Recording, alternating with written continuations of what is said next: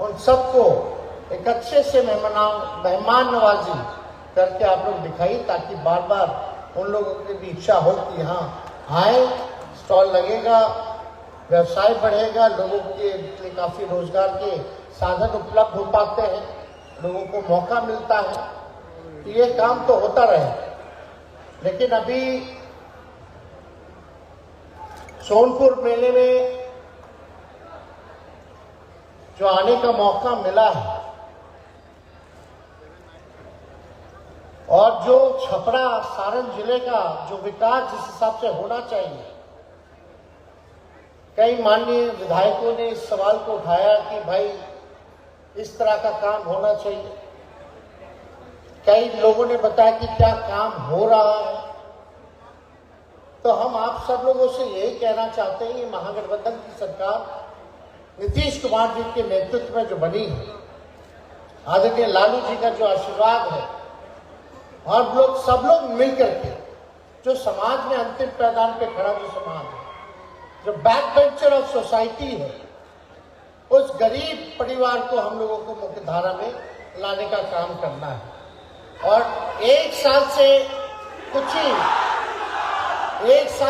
ही महीने आगे हुआ है, लगभग 1.5 साल होने जा रहा है, और इस सरकार ने ऐतिहासिक निर्णय लिए जो कि देश में किसी भी राज्य सरकारों ने निर्णय नहीं लिया। वो सरकार बिहार सरकार है, ऐतिहासिक निर्णय लिया और देश को एक दिशा दिखाने का काम किया। हम सब लोगों की मांग थी पुरानी कि जातीय जनगणना हो पूरे देश में, लेकिन जातीय जनगणना जब प्रधानमंत्री जी से हम लोग मिलने गए तो मना कर दिया गया कि नहीं होगा। उसके बाद हम लोगों ने निर्णय किया कि जाति आधारित गणना हम लोग बिहार में कराएंगे, यानी कास्ट बेस्ड सर्वे जो है वो कराने का काम करेंगे। आज के माहौल में कहीं भी अगर विकास की बात आए तो हम लोगों का मानना है कि विकास जो है समाज में जो अंतिम व्यक्ति जो खड़ा है उस तक पहुंचे। उसके लिए बहुत जरूरी था कि आपके पास एक साइंटिफिक डेटा होना चाहिए। आखिर पता चलना चाहिए कि कौन सा परिवार, कौन सा व्यक्ति कितना गरीब है, क्या काम करता है, कौन भूमिहीन है, कौन भीख मांगने वाला है, कौन ठेला चलाने वाला है, कौन दिहाड़ी मजदूर है। तभी हम सरकार जो है उस प्रकार से योजना बना पाएंगे और उन लोगों को हम लोग लाभ पहुंचाने का काम करेंगे। इस सरकार ने कास्ट बेस्ड सर्वे कराया, उसमें पता चल गया कि भाई 94 लाख परिवार बिहार में गरीबी रेखा के नीचे है, यानी जिसका आमदनी आय 6,000 से कम है उसको गरीबी रेखा के नीचे हम लोगों ने रखने का काम किया। यानी 94 लाख परिवार ऐसा है जो गरीब है, जिसका आय 6,000 से कम पाया जाता है। और ये देखा गया कि गरीबी हर जाति में है, चाहे स्वर्ण जाति के लोग हो, गरीबी वहां भी पाई गई। गरीबी पिछड़ा समाज में भी पाया गया, गरीबी अति पिछड़ा समाज में भी पाया गया और SC ST में पाया गया। तो उस हिसाब से टोटल 94 लाख परिवार जो है उसका सामने आया और उस हिसाब से हम लोगों को अब उनके लिए योजना बनानी। अब ये बहुत जरूरी था ये सारा चीज पता होने का। तो ये जब आंकड़ा आया तो भारत सरकार के गृह मंत्री आए, मुजफ्फरपुर आए थे, बोले कि यादव लोग बढ़ा दिया। मेन मकसद था काम करने का कि भाई गरीब कौन है, और हम लोग का शुरू से ही मानना था कि गरीबी हर जाति में है और हमको गरीबी से उभारना है तो हमको चिन्हित करना पड़ेगा भाई कौन सा परिवार गरीब है, उनके लिए कल्याणकारी योजना लाएं, क्योंकि ये सरकार सामाजिक न्याय के साथ साथ आर्थिक न्याय देने वाली भी सरकार है। इसलिए हमको सबके लिए काम करना है। लेकिन आते हैं जिनका जातिवाद सोच है, भाई हमको कहता है लोग जातिवाद, मेरी बीवी जो है वो ईसाई धर्म की है। अगर हम जातिवाद शादी होते तो हम ईसाई धर्म में क्यों शादी करते। लेकिन ये बात कहने के लिए लेकिन अमित शाह आए, उन्होंने कहा कि यादव और मुसलमान का बढ़ा दिया गया। झूठ बोलना उन लोगों का काम है, हम लोगों का काम है केवल आप लोगों के लिए काम करना। अगर बढ़ाना होता तो माननीय मुख्यमंत्री जी कुर्मी समाज से आते हैं तो कुर्मी जाति को नहीं बढ़ा देते। ये सब बकवास वाली बात है। और किस आधार पर बोल रहे हैं? आपके पास आंकड़ा कहाँ है? ये बिहारी है जहां पहली बार जाति आधारित सर्वे हुआ है, देश में और कहीं हुआ ही नहीं है। तो आप किस आंकड़े के साथ बोल रहे हैं कि बढ़ा दिया गया हो या घटा दिया गया हो? तो ये इन लोगों को पछता नहीं ना है। काम इन लोगों को कोई काम तो है नहीं। दिन रात आएंगे, इंटरमीडिएट वाला को 12वीं का भी पढ़ाई करवा देंगे। अमित शाह जी तो बोले थे ना 12वीं के बाद इंटरमीडिएट भी करा देंगे। तो जितना बुद्धि होगा उतना ही ना ज्ञान बांटेंगे भाई। तो ज्यादा कुछ हमको कहना नहीं। लेकिन हम लोग सब लोग ने ये निर्णय लिया कैबिनेट ने, जब आबादी बढ़ी है जिसकी, उसको उसी हिसाब से हिस्सेदारी मिलनी चाहिए। और एक ऐतिहासिक काम हुआ, पिछड़ों का, अति पिछड़ों का, दलितों का और शेड्यूल्ड ट्राइब का हम लोगों ने आरक्षण को बढ़ाने का काम किया। तो आरक्षण लगभग जो है पहले 50 था, अब उसको 65% कर दिया गया और 10% सामान्य वर्ग का जैसे था वो वैसे, यानी 75%। देश में बिहार ऐसा राज्य है जहां इस काम को करके दिखाने का काम किया। इसमें क्या फायदा होगा? आप लोगों को जितने एजुकेशनल इंस्टीट्यूशंस थे वहां लाभ होगा उन गरीब परिवारों को।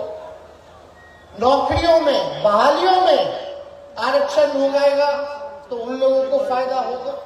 तो ये सारा काम जो है हुआ। और अभी हम लोगों ने कैबिनेट करके केंद्र सरकार को शेड्यूल 9 में रिकमेंड किया है कि इसको 9वीं अनुसूची में डाल दीजिए, ताकि इसके साथ कोई आरक्षण के साथ छेड़छाड़ भविष्य में ना कर सके। अब आप देखते हैं केंद्र सरकार करता है कि नहीं करता है, अनुसूची में, 9वीं अनुसूची में डालता है कि नहीं डालता, ये देखने वाली बात है। लेकिन इतना बड़ा काम हुआ है, सबके लिए हुआ है, सबके लिए काम कर रहा है। अब ये फैसला हुआ जो 94 लाख, ध्यान से सुनिएगा, जो 94 लाख जो गरीब परिवार है जिसके यहाँ नौकरी नहीं है, उसको राज्य सरकार जो है 2 लाख रुपया देने का काम करेगी उन परिवार को। और यही नहीं, जिसके पास अपना जमीन नहीं है, जिसके पास अपना जमीन नहीं है, उसको जमीन खरीदने के लिए 1 लाख रुपया देने का काम करें। और घर बनवाने के लिए, जमीन है, घर नहीं है, पक्का झोपड़ी में रहते हैं लोग, वैसे लोगों को 1,20,000 का मदद करेगी ताकि वो अपना कमरा पक्का बना सके। कुछ लोग तो कह रहे थे कि 22 में पक्का मकान पूरे देश में बन जाएगा।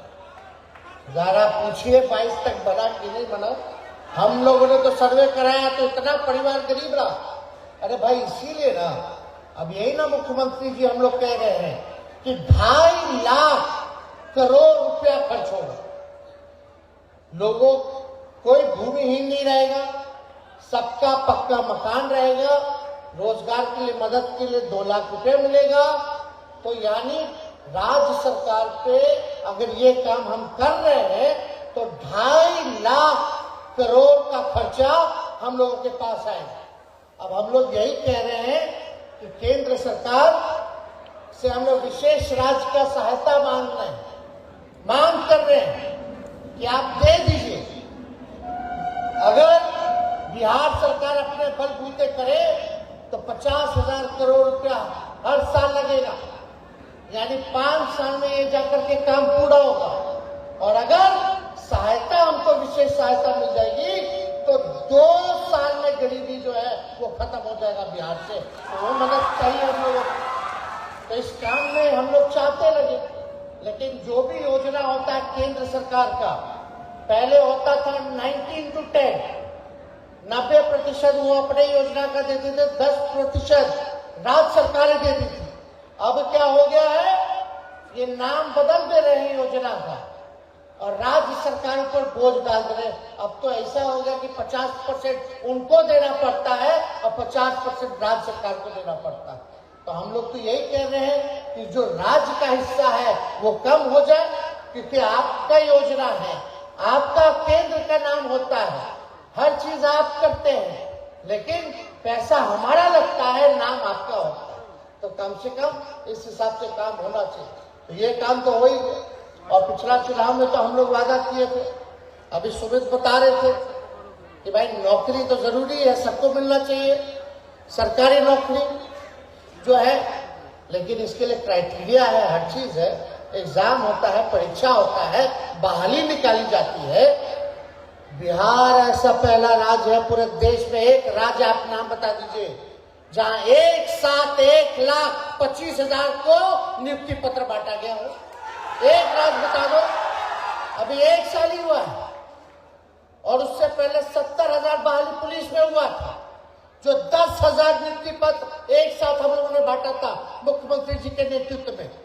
यानी केवल गृह विभाग और जो बहाली लगभग 2.25 लाख शिक्षकों की आई शिक्षा विभाग में, और फिर से 1.25 लाख का जो है बहाली निकाल दिया गया सेकेंड फेज का।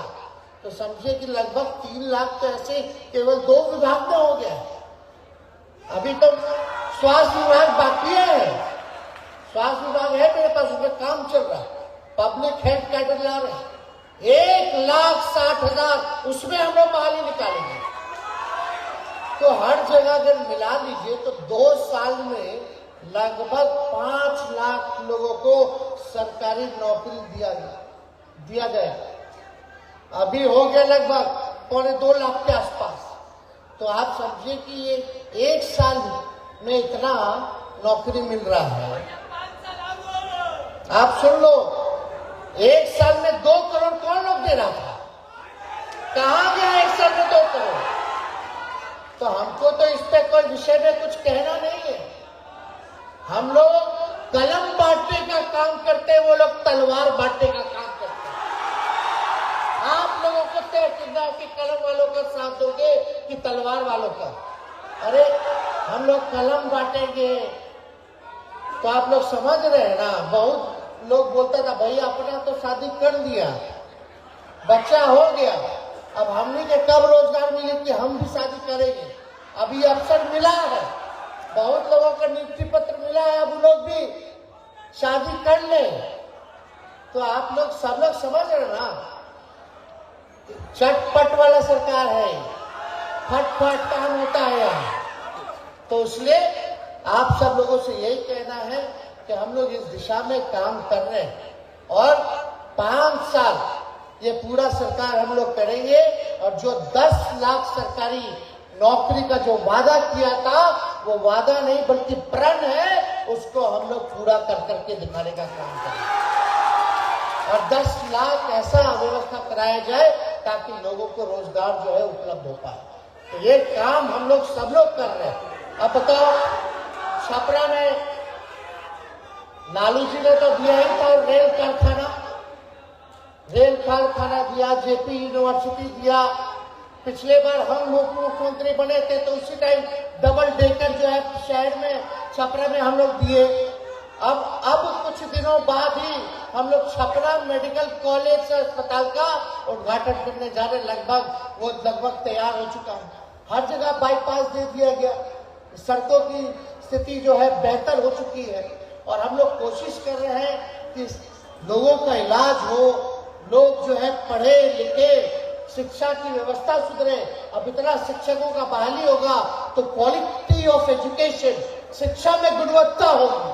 अब बीपीएससी लिया है, अच्छे से परीक्षा हुआ है, पेपर लीक नहीं हुआ, यूपी के लोग आ रहे हैं, वहां घंटा बजाने दिया जा रहा है,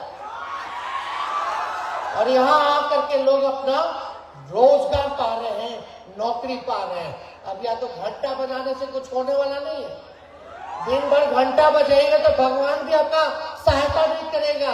जब तक आदमी मेहनत ना करे, सही दिशा में काम ना करे। अमन चैन का वातावरण होना चाहिए, मिलजुल करके रहना चाहिए, सबको साथ लेकर के चलना चाहिए, किसी में भेदभाव घृणा अंदर नहीं होना चाहिए। अपने राज्य के लिए, अपने देश के लिए सभी नौजवान भाइयों से कहते हैं आप लोग आगे बढ़ करके काम कीजिए।